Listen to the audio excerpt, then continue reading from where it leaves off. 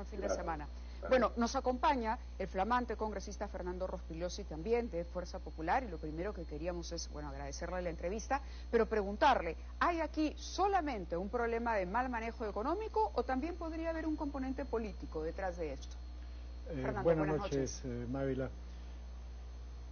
Mira, en realidad hay un mal manejo económico y creo que lo que dicen los economistas, los expertos, hay una falta de confianza que influye en un factor fundamental que es la caída de la inversión privada, que es realmente el motor de la economía. Y entonces, si este gobierno no da estabilidad al país, no da perspectivas, se produce lo que estamos viendo en este momento. La inversión privada cae y la economía se contrae, hay menos empleo, hay menos ingresos y la situación se va complicando. Si tenemos a la vez una crisis política casi permanente, una debilidad institucional, es muy seria la situación del país. Creo que hay mucha gente que no se está dando cuenta de cuán seria es, a pesar de las advertencias. Ahora, es un problema del gobierno, porque hay quienes dicen el gobierno es timorato porque el Congreso lo tiene contra la pared. Es decir, el Congreso aprueba medidas populistas. Por ejemplo, estábamos hablando hasta hace poco de la posibilidad de un nuevo retiro de los fondos de las AFP. Y eso es claramente una medida populista que atenta contra la confianza de los inversionistas. Sin embargo, el Congreso insiste. Hablamos del transporte informal, que de alguna manera deteriora la confianza de cualquiera que quiera invertir en transporte, porque siente que tiene competencia desleal en el mercado, y el Congreso también la impulsa. ¿Qué autocrítica se puede hacer desde el Congreso, o qué debería hacer el Congreso ahora? Bueno, no me pida autocrítica. No, yo lo sé. No, es injusta, por supuesto. Usted acaba de sentarse en la curul, pero desde la mirada del analista, vamos a ponerlo así, no como parte del Congreso todavía, sino como analista. No, es verdad que hay populismo en el Congreso y desgraciadamente no hay liderazgo tampoco de parte del gobierno, porque si el gobierno tuviera liderazgo, podría eventualmente también evitar que desde el Congreso se den medidas populistas. Pero ¿y cómo no se gana liderazgo, o cómo podría la señora Boluarte, o es incapaz el gobierno? Ya no hablamos de la señora Boluarte, hablamos de la señora Boluarte y el señor Otárola, porque está claro que aquí hay una dupla que gobierna el país. Pueden convertirse ellos, tienen tiempo hasta 2026, les alcanzará para en algún momento convertirse en el líder o los líderes que necesita el país para ofrecer seguridad, confianza y certidumbre. No, definitivamente no, porque no solamente se trata de la señora Boluarte, del señor Otárola. Miremos en un tema que a mí me interesa, que es seguridad y defensa. Mira esas dos personas que están en el Ministerio del Interior y en el Ministerio de Defensa. Es lo más alejado que uno puede tener de un auténtico liderazgo que se necesita para enfrentar la delincuencia, para enfrentar el terrorismo de verdad, en el narcotráfico. No hay liderazgo por ninguna parte en el gobierno, y la señora Boluarte es, bueno, la única que tiene que quedarse ahí. Los ministros pueden cambiar, ¿no es cierto? La señora Boluarte no tiene liderazgo, está clarísimo, pero ella podría buscar a gente que sí lo tenga, y no lo hace. ¿Incluyendo un mejor jefe de gabinete? Probablemente sí, probablemente sí. Ahora, siempre lo que existe ahora es el miedo.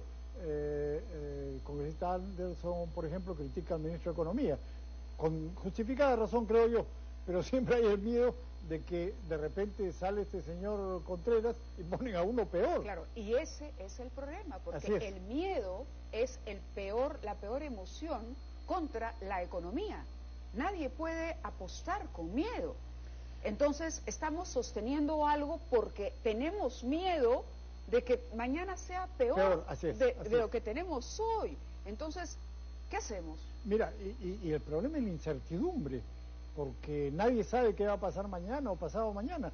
Por eso también cae la inversión privada, porque hay incertidumbre. Si tú supieras que las reglas de juego son claras y que se van a mantener y que hay una luz al final del túnel, bueno, las cosas cambiarían. Pero lo que hay es una enorme incertidumbre y este gobierno no está haciendo nada para cambiar eso. ¿Y cómo lo cambias? Con liderazgo, pues. Desgraciadamente Esa es la única posibilidad. Y si esa es una posibilidad negada en el tiempo que le queda al gobierno, ¿de qué estamos hablando? Bueno, no es negada porque la señora Boluarte podría hacer los cambios que requiere, es decir, no es imposible. No es que no haya gente en el Perú que pueda asumir el liderazgo que le falta a ella, pero esa es la decisión que tiene que tomar ella. Y tú me dices lo del Congreso, bueno, el Congreso tampoco, por supuesto, va nunca a censurar al señor Otárola, porque eso implica un peligro. A eso vamos. Bueno, pues, desde el Congreso tampoco se hace un control político eficiente, por el contrario, yo le acababa de mencionar dos ideas nada más que son claramente atentatorias de esa confianza, porque uno no sabe cómo mañana también puede actuar o qué ley puede aprobar el Congreso. No es que el Congreso no haga un control político, pero el Congreso no va a ejercer ese control en el caso del presidente del Consejo de Ministros por las razones evidentes, ¿no? Eso no hay... Y por otro lado se habla del cuoteo político, es decir, que tiene que haber algún ministro representante de determinado sector porque eso le garantiza la permanencia de la señora Boluarte hasta 2026. Eso no necesariamente tiene que ser así, ellos lo están haciendo así, pero como digo, si hubiera liderazgo no necesitaría ese tipo de cuoteo. Ahora, la otra cosa que hay que reconocer también es que este es un Congreso muy fragmentado, eso es lo que hay. Y entonces ahí tienen que darse una serie de acuerdos y conversaciones. El problema es que los acuerdos siempre apuntan, digamos, no es que haya los grandes acuerdos para promover o atender estos temas, sino se priorizan otros asuntos y finalmente no hay una agenda país en ninguno de los dos poderes del Estado. No, pero digamos que en algunas cosas se ha avanzado, claramente. O sea, se ha elegido un tribunal constitucional, por ejemplo. Se ha elegido al defensor del pueblo. Puede no gustar, pero peor es dejar las cosas la elección en el limbo. del defensor del pueblo dejó la sensación de cuoteo. No, todo siempre es así. Siempre. Porque es producto de una negociación política. Siempre. A eso vamos. Diciendo, ¿Hasta dónde puede si tienes 13 llegar grupos, el límite de tengo que tomar una decisión que puede no ser popular, pero tengo que tomarla? Hay que tomar las decisiones. Porque esto es lo que le conviene. Hay que tomar las decisiones. Hay que tomar las decisiones, en efecto. Pero en esta situación, con un Congreso como el que tenemos muy fragmentado, no puede decir tú, yo hago lo que me parece o hago lo que me parece mejor. Tengo que hacer lo que creo que es posible hacer. Esa es la realidad. Y a veces eso se critica y se dice, bueno, pero bueno, si no se hiciera eso, ¿qué pasaría? Estaríamos peor. Esa es la realidad. Hablando de seguridad, porque la seguridad también supone una situación adversa al progreso y al desarrollo económico. Los gastos en seguridad se han disparado. No solamente eso, sino que la incertidumbre que te genera tener esta tremenda inseguridad. Los negocios son víctimas de extorsión. Todos los días, los en comercios, todas partes. Los pequeños empresarios reducen su horario de trabajo. Y eso va subiendo, ojo. El estado de emergencia recorta también. Ha empezado por abajo, ha empezado con el bodeguero, con el taxista, con el mototaxista, pero eso va subiendo y va llegando a otros niveles. Entonces, eso es gravísimo. ¿Qué hacemos, por ejemplo? Ese tema sí lo maneja Fernando y sobre eso sí le podemos preguntar. Seguridad, ¿cómo tomar el control y crear o generar liderazgo? ¿Qué medidas hay que puedan ser efectivas, que la gente sienta realmente que la cosa puede enderezarse? Bueno, para empezar hay que tener liderazgo, es decir, hay que tener personas que estén dispuestas a jugársela, no corchos que floten en todas las aguas. ¿Por qué? Jugársela por enfrentar a la delincuencia. ¿Cómo? Bueno, con energía, para empezar respaldando a la policía en el enfrentamiento contra la delincuencia. Lo hemos dicho muchas veces y todos lo conocemos. Los policías tienen temor a dispararle a un delincuente porque después ellos van a ser los perjudicados, los fiscales lo van a procesar, van a arruinar sus carreras, no hay respaldo de parte del gobierno, del ejecutivo, del ministro, de la presidente, en fin, no existe eso. Y muchas veces prefieren no meterse en problemas, dejar que el delincuente se vaya. Los fiscales sueltan a los delincuentes a cada rato, ni siquiera equiparan al delincuente con el policía, el delincuente está por encima del policía, le creen más al delincuente que al policía. Hay que cambiar el Código Procesal Penal en ese aspecto, retornar la investigación preliminar a la policía. Ese es un tema que se viene discutiendo ya hace bastante tiempo. Y nadie hace nada. ¿Y de quién depende?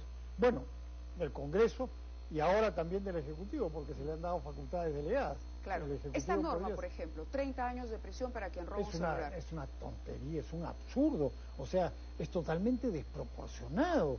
Ahora te dan una pena mayor por robar un celular que por homicidio. Es decir, eso se llama populismo penal, porque hay mucha gente, la mayoría de la gente cree que con penas más altas se disuade a la delincuencia, y eso es absolutamente falso, está comprobado en el Perú y en todo el mundo. Lo que disuade a la delincuencia es capturarlo, procesarlo y sentenciarlo al delincuente. Eso es lo que disuade, sin penas tan altas como por ejemplo esta del robo de celulares. Hay gente que cree que poniendo cadena perpetua no van a haber delincuentes. Falso. Además, no hay dónde poner a tantos delincuentes, porque no se construyen cárceles. Se anunció el 28 de julio la construcción de 2 penales. 2 cárceles hasta 2026. Correcto. Bukele construyó una para 40.000 en 10 meses. Bueno, pero aún así, de esas 2 no tenemos mayor conocimiento. Nada. O sea, van a demorar como el metro de Lima, como la última línea que están haciendo en el metro de Lima, que hay 10 años y nadie sabe cuándo va a empezar. Ayer en Chayapalca, se encontró una pistola, un par de armas y municiones a 400 metros, enterrados a 400 metros del penal de Chayapalca, el penal de máxima seguridad. Tampoco se ha visto el tema de bloquear, de comprar estos bloqueadores, por ejemplo, y evitar que las bandas se manejen y se dirijan desde el interior de los penales. Ese problema lo arrastramos desde hace años. Y además, una cárcel sobrepoblada, como están casi todas las cárceles peruanas, es inmanejable. Tú puedes poner al mejor director de prisiones al frente de una cárcel sobrepoblada y no la va a poder manejar, la van a manejar los delincuentes, es imposible. Cuando tú tienes una cárcel para 2.000 y hay 8.000, pues no la puedes manejar. Entonces, eso es lo que está pasando en Chayapalca. Desde ahí, este sujeto mamut, este delincuente venezolano, dirigía los crímenes, los delitos, los asesinatos. Pero es absurdo. Y eso es lo que tenemos. ¿De quién es esa responsabilidad del gobierno? Los penales son responsabilidad del gobierno, como la policía es responsabilidad del gobierno. Bien, no Fernando. Hacen lo que tienen que hacer. De acuerdo. Bueno, mucha buena suerte ahora que Muchas se gracias, inaugura. Y hablaremos de la autocrítica en un par de meses, ¿no? Seguramente. ¿Puede ser? Sin ninguna duda. Puede ser, perfecto. Entonces, mucha suerte. Me imagino que participará en el debate y en las propuestas en materia de seguridad. Bueno, sí, ya me han incluido en las comisiones de Defensa y Orden Interno, en la de Inteligencia, en que hay un problema con el reglamento, no sé si podrá afectar, la de Fiscalización y probablemente en la de Seguridad Ciudadana, gracias a que en la bancada de Fuerza Popular han retirado a los que estaban ahí. Yo les agradezco a ellos. Y bueno, yo voy a entrar a alguna de esas comisiones. Gracias por estar con nosotros. Gracias, Madre. Buen fin de semana. Pues bien, vamos a una gráfica.